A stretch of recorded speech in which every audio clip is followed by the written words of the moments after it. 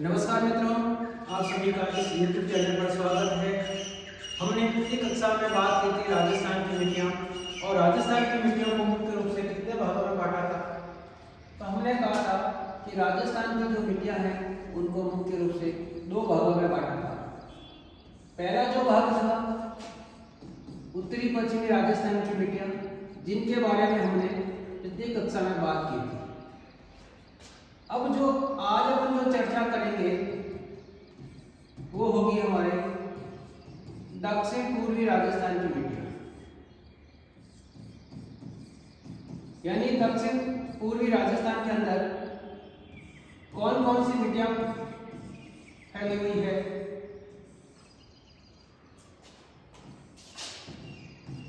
और कौन सी मिट्टी राजस्थान के कौन कौन से जिलों के अंदर आई हुई है। तो पहले अपन देख लेते हैं एक बार कौन कौन सी मिट्टी है उनकी बात कर लेते हैं। तो एक बार नजर डाल दें अपन कि उत्तरी पश्चिमी राजस्थान की जो मिट्टियां हैं वो कौन कौन सी हैं, उनके नाम लिख देते हैं। हमने कहा कि सबसे पहले नंबर एक जो मिल रही है कौन सी मिट्टी, नंबर एक जो मिट्टी मिल रही है कौन सी, तो हमने कहा था रेतीली मिट्टी। कौन सी? रेतीली मिट्टी। इसके बाद दूसरे नंबर पर हमने देखा था कौन सी मिट्टी नजर आ रही थी, हमने कहा इसी मिट्टी के आगे, रेतीली मिट्टी के आगे भूरी रेतीली मिट्टी हम लिख सकते हैं कि भूरी रेतीली मिट्टी। इसी के बाद फिर हमने कहा तीसरे नंबर पर कौन सी मिट्टी बनी है, याद कीजिए तीसरे नंबर पर जो मिट्टी हमने लिखी थी कौन सी मिट्टी, तो तीसरे नंबर पर हमने लिखा था पीली भूरी रेतीली मिट्टी। और ये मिट्टी राजस्थान के कौन कौन से जिलों में फैली हुई है उनकी भी हमने बात की थी। और इसी मिट्टी को लेकर हमने बात की थी ये मिट्टी कौन सी फसल के लिए लाभदायक है, तो हमने कहा था तिल की फसल के लिए। इसके बाद फिर हमने कहा था कौन सी मिट्टी, हमने कहा 4 नंबर पे जो मिट्टी मिल रही है भूरी जलोढ़ मिट्टी। और भूरी जलोढ़ मिट्टी राजस्थान के कौन से प्रदेश के अंदर आई हुई है, हमने कहा गग्गर का मैदान। इसके बाद 5वें नंबर पर हमने मिट्टी ली थी कौन सी ली थी मित्रों, 5वें नंबर पर हमने जो मिट्टी थी कौन सी, लवणीय मिट्टी। यानी ये जो मिट्टियां हैं राजस्थान के कौन से भाग के अंदर, उत्तरी पश्चिमी राजस्थान के अंदर मिट्टियां फैली हुई है, जिनकी बात अपन कर चुके हैं। अब जो आज बात करेंगे अपन कि दक्षिण पूर्वी राजस्थान के अंदर कौन कौन सी मिट्टियां आई हुई है, तो नंबर एक यहाँ पर जो मिट्टी ले रहे हैं, कौन सी मिट्टी ले रहे हैं अपन, काली मिट्टी। कौन सी? काली मिट्टी। इसकी अगर हम बात करेंगे कि भी काली मिट्टी राजस्थान के किन किन जिलों में फैली हुई है। काली मिट्टी के अलावा अगर हम बात करेंगे कौन सी मिट्टी, लाल मिट्टी, कि लाल मिट्टी राजस्थान के किन किन जिलों के अंदर फैली हुई है तथा इस लाल मिट्टी के अंदर कौन कौन सी फसल का उत्पादन किया जाता है। इसके बाद तीसरे नंबर पर लेंगे अपन कि काली और लाल मिट्टी, काली लाल मिट्टी या लाल काली मिट्टी, यानी ये दोनों मिट्टी एक साथ भी मिलती है। इसके अलावा चौथे नंबर पर अगर हम बात करेंगे यहाँ पर कौन सी मिट्टी मिल रही है, इसी भाग के अंदर हम देखेंगे कि अरावली पर्वतमाला है, यहाँ पर जो मिट्टी मिल रही है कौन सी, पर्वतीय मिट्टी। ठीक है। इसके बाद में अगर हम देखेंगे कौन सी मिट्टी मिल रही है, तो हम कहेंगे यहाँ पर जलोढ़ मिट्टी। ठीक है। तो कितने प्रकार की मिट्टी नजर आ रही है, हमने कहा कि काली मिट्टी, लाल मिट्टी, काली लाल मिट्टी, पर्वतीय मिट्टी, जलोढ़ मिट्टी और कौन सी है, और देख लेते हैं अपन 6 नंबर पर जो मिट्टी मिल रही है वो मिल रही है कौन सी, पीली काली लाल मिट्टी, पीली काली लाल मिट्टी। अब देखते हैं मैप के माध्यम से कि कौन सी मिट्टी हमारे लिए महत्वपूर्ण है, उनकी बात कर लेते हैं मित्रों।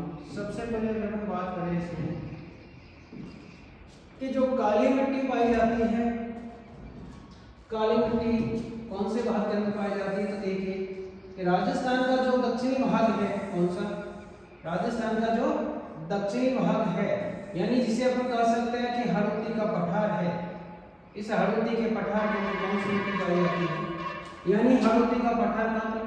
याद कीजिए कि ये जो भाग है वाला, ये कौन सा जिला है यहाँ पर, ये जो जिला है यहाँ पर बूंदी, और ये बूंदी चित्तौड़गढ़, ये पूरा का पूरा जो भाग है यहाँ पर जो फैलावा है वो कौन सा भाग है, यह हरदोती का पठार। और इस हाड़ौती के पठार के अंदर कौन सी मिट्टी पाई जाती है? तो आप कहोगे काली मिट्टी। यानी एग्जाम में क्या पूछा जाता है कि काली मिट्टी राजस्थान के कौन कौन से प्रदेशों के अंदर फैली हुई है या कौन से प्रदेश के अंदर है? तो ये हाड़ौती का पठार। यानी हम कह सकते हैं काली मिट्टी। मित्रों याद रखना कि ये जो काली मिट्टी है ये कौन सा पठार है? अपन कह सकते हैं ये हाड़ौती का पठार। कौन सा? हाड़ौती का पठार। और इस हाड़ौती के पठार के अंदर जो ये मिट्टी मिलती है, इस मिट्टी का निर्माण किसके द्वारा हुआ? ज्वालामुखी के द्वारा हुआ। किसके द्वारा? ज्वालामुखी के द्वारा हुआ। इसी कारण इस मिट्टी को लावा निर्मित मिट्टी भी कहा जाता है।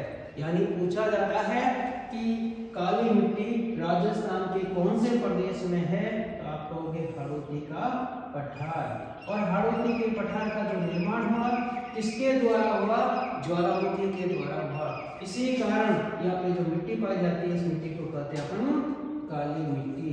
और एक इस काली मिट्टी की प्रमुख विशेषता क्या है मित्रों? याद करना, इस काली मिट्टी की जो प्रमुख विशेषता है मुख्य रूप से इस मिट्टी की क्या विशेषता होती है? ये जो मिट्टी है ये पानी को, यानी विशेषताओं की बात कर रहे हैं अगर अपन तो पूछे इसकी क्या विशेषताएं हैं? ये पानी को अपने पास अधिक समय तक रोक कर रखती है। कौन सी? काली मिट्टी। और इस मिट्टी के अंदर यानी पानी को अधिक रोक कर रखती है अपने पास में, तथा इस मिट्टी के अंदर निराई गुड़ाई करने की कम आवश्यकता होती है। कौन सी?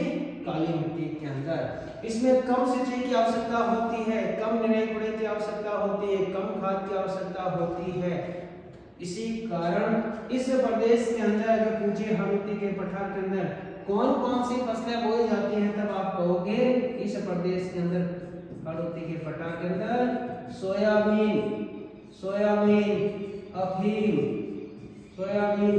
अफीम, धनिया, जीरा, गन्ना, कपास, संतरा सर्वाधिक किस प्रदेश के अंदर बोया जाता है? तो आंसर क्या होगा? हाड़ौती का पठार। कौन सी मिट्टी के अंदर? काली मिट्टी के अंदर बोई जाती है। और काली मिट्टी का जो निर्माण है ये कौन से भूभाग का अवशेष माना जाता है? ये ज्वालामुखी के द्वारा। और ये किसका अवशेष माना जाता है? तो हम कह सकते हैं ये दक्कन का पठार। यानी दक्कन का पठार जो भारत के अंदर ज्वालामुखी से निर्मित है, उसी प्रकार मालवा का पठार और मालवा के पठार का ही अग्रिम भाग कौन सा है? ये कौन सा है? जिसे हाड़ौती का पठार कहते हैं। तो काली मिट्टी की बात होगी तो आपके दिमाग में आंसर क्या आएगा? हाड़ौती का पठार। कौन सी मिट्टी? काली मिट्टी। ठीक है, किन फसलों के लिए ये पिछले यहाँ पे बात हुई। इसके बाद आगे की बात करते हैं मित्रों लाल मिट्टी। लाल मिट्टी राजस्थान के किन किन जिलों में बोई जाती है? और जो लाल मिट्टी बोई जाती है कौन कौन से जिले हैं? तो देखिए ये जो जिले में अपन को कौन सा? राजस्थान का दक्षिणी भाग। अगर दक्षिणी भाग के अंदर अगर आप जाओगे यहाँ पर इस वाले भाग के अंदर यहाँ पर क्या मिलेगा अपन को? इस भाग के अंदर कैसी मिट्टी मिलेगी अपन को? हमने बात की ये जो भाग है यहाँ पर ऐसी लाल मिट्टी मिलेगी। और आपसे पूछा जाता है कि लाल मिट्टी कौन सी फसल के लिए सर्वाधिक उपयोगी है? इस लाल मिट्टी के अंदर कौन सी फसल बोई जाती है? तब हमारी बात होगी कि यहाँ पर कौन सा? मक्का। कौन सी फसल? मक्का बोया जाता है। कौन सी मिट्टी के अंदर? लाल मिट्टी के अंदर। और राजस्थान के इन जिलों के अंदर लाल मिट्टी सर्वाधिक फैली हुई है। ठीक है, इसके बाद बात करते हैं अपन लाल और काली मिट्टी। लाल और काली मिट्टी ये कहाँ पर मिलती है? यानी ये मिश्रित है, दोनों एक साथ, ये मिश्रित है, दोनों एक साथ मिलती है। तो कौन से प्रदेश के अंदर ये दोनों मिलेंगे? तो देखिए ये क्या है कि ये जो है इधर वाला जो भाग है अगर हम कह सकते हैं कि अलग अलग जिलों के अंदर ये दोनों एक साथ मिलती है इस भाग। यानी वहाँ पर लाल भी मिलेगी और काली भी मिलेगी। यानी हम कह सकते हैं इस भाग के अंदर, इस मिट्टी के अंदर कौन सी फसल बोई जाती है? तो हम उसकी बात करेंगे कि यहाँ पर जो मिट्टी बोई जाती है वो कह सकते हैं अपन कि यहाँ पर मक्का, एक तो मक्का प्लस अपन कह सकते हैं कपास क्या होता है? एक साथ बोया जाता है। कौन सी मिट्टी के अंदर? लाल और काली मिट्टी के अंदर, यानी यहाँ पर मिश्रित फसल बोई जाती है। क्लियर है? तो समझ आ गई। चले आगे अपन फिर अपन बात करते हैं मित्रों यहाँ पर पर्वतीय मिट्टी। पर्वतीय मिट्टी राजस्थान के कौन से भाग में? याद कीजिए कि पर्वतीय जो मिट्टी पाई जाती है वो कौन से भाग के अंदर मिलेगी? तो याद कीजिए हमने कहा कि ये जो भाग है क्या है? ये क्या है यहाँ पर? ये अरावली पर्वतमाला है। क्या है? अरावली पर्वतमाला। तो अरावली पर्वतमाला का जो दक्षिणी भाग है यहाँ पर कौन सी मिट्टी मिलेगी हमें? इस यहाँ पर जो मिट्टी नजर आ रही है कौन सी? पर्वतीय मिट्टी है। यानी अरावली पर्वतमाला के दक्षिण में, अरावली पर्वतमाला के दक्षिण के अंदर जो मिट्टी पाई जाती है उस मिट्टी को क्या कहते हैं? पर्वतीय मिट्टी कहते हैं। मित्रों इस मिट्टी के जो कण होते हैं बहुत ही बारीक कण होते हैं, और यहाँ पर इस मिट्टी के अंदर, इस मिट्टी के अंदर कौन सी फसल बोई जाती है? आपसे पूछा जाता है कि आपको फसल होगी क्या?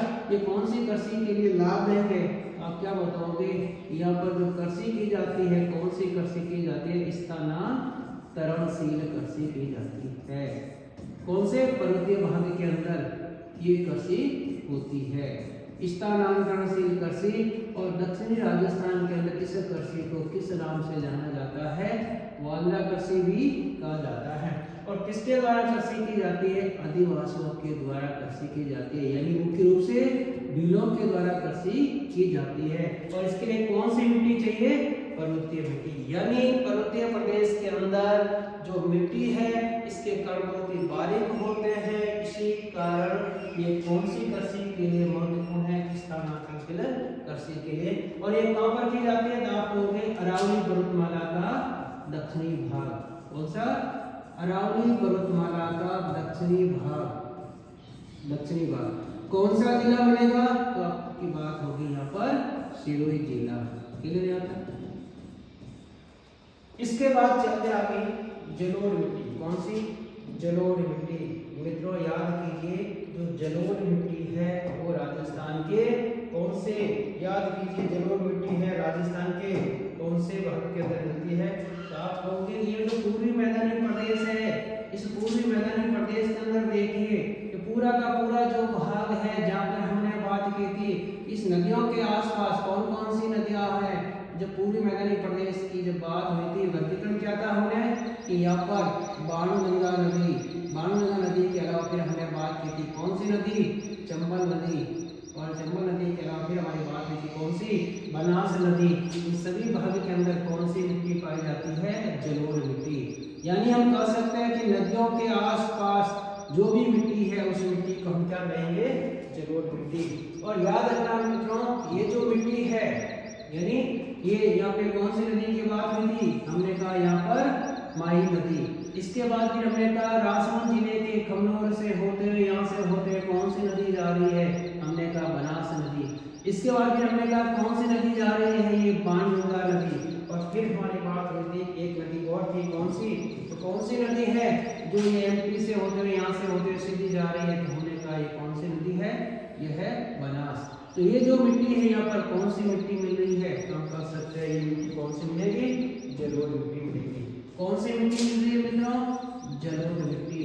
और ये जलोढ़ मिट्टी है, इस मिट्टी का निर्माण किसके द्वारा हुआ? आप क्या बताओगे? कि नदियों के द्वारा इस मिट्टी का निर्माण हुआ। नदियों के द्वारा कौन सी मिट्टी? जलोढ़ मिट्टी। और ये जो जलोढ़ मिट्टी है राजस्थान के अंदर सर्वाधिक जो मिट्टी है। इसके बाद फिर हमने कहा पीली, काली, लाल मिट्टी। ये जो मिश्रित मिट्टी है यानी जगह जगह के अंदर, राजस्थान के अंदर जगह जगह स्थानों के ऊपर अलग अलग जिलों के अंदर मान ली गई है इस प्रकार से अलग अलग प्रकार की ये मिट्टी पाई जाती है। तो मित्रों हमने किसकी बात की? हमने कहा राजस्थान की मिट्टियों को मुख्य रूप से कितने भागों में बांटा गया? तो 2 भागों में बांटा गया है। तो इसको इस कौन कौन सी मिट्टियां हैं? तो आप उत्तरी पश्चिमी राजस्थान, दक्षिण पूर्वी राजस्थान, इन दोनों मिट्टियों को राजस्थान मैप के माध्यम से एक बार समझने की कोशिश करना। उम्मीद करता हूँ कि आपको ये चैप्टर समझ आया होगा। मिलते हैं अपन अति शीघ्र ही अगली कक्षा में। धन्यवाद।